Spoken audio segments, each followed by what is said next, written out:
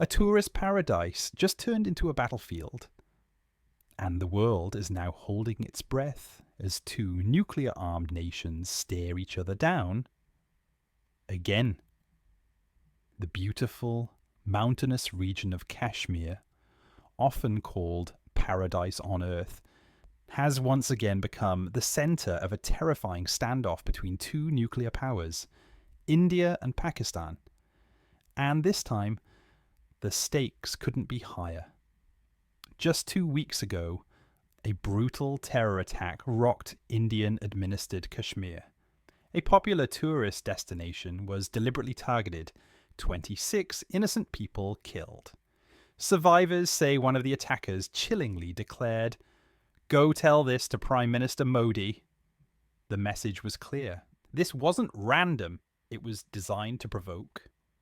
The group claiming responsibility? A relatively new name, the Resistance Front.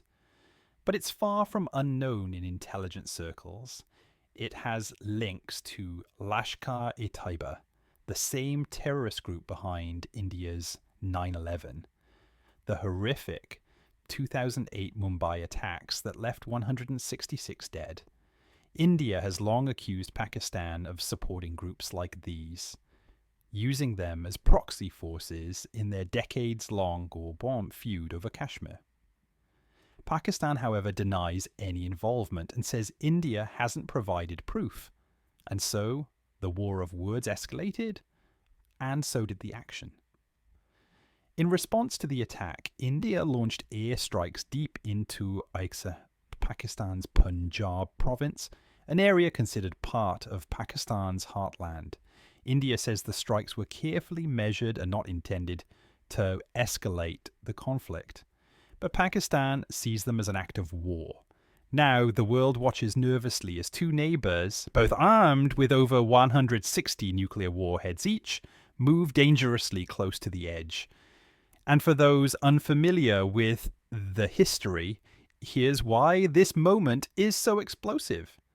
Let's rewind to 1947. When Britain left the Indian subcontinent, it split its former colony into two countries.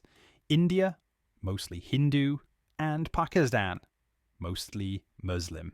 But Kashmir, a Muslim-majority region ruled by a Hindu leader, was caught in the middle. The ruler wanted to stay independent, but when armed militants from Pakistan invaded, he turned to India for help. That plea sparked the first Indo-Pakistani War. A ceasefire in 1949 split Kashmir into two, one part controlled by India, the other by Pakistan. But the division only poured fuel on the fire. Two more wars followed, one in 1965 and another in 1999. And unlike the earlier ones, by the late 90s, both countries had developed nuclear weapons. Since then, tensions have flared repeatedly, not just over border disputes, but also terror attacks, which India says are backed by Pakistan-based groups. The Mumbai attacks in 2008 were the most shocking. But now, with this latest attack and India's retaliatory strikes, fears of a full-blown war have returned. The core issue? Kashmir, a region where the past refuses to stay buried, a legacy of colonialism, conflict, and unresolved political wounds that still bleed today.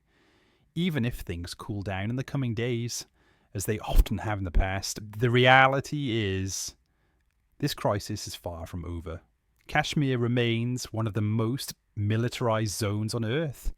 And with both sides digging in their heels and nuclear missiles in the mix, any spark could turn this decades-old dispute into a catastrophe the world simply can't afford.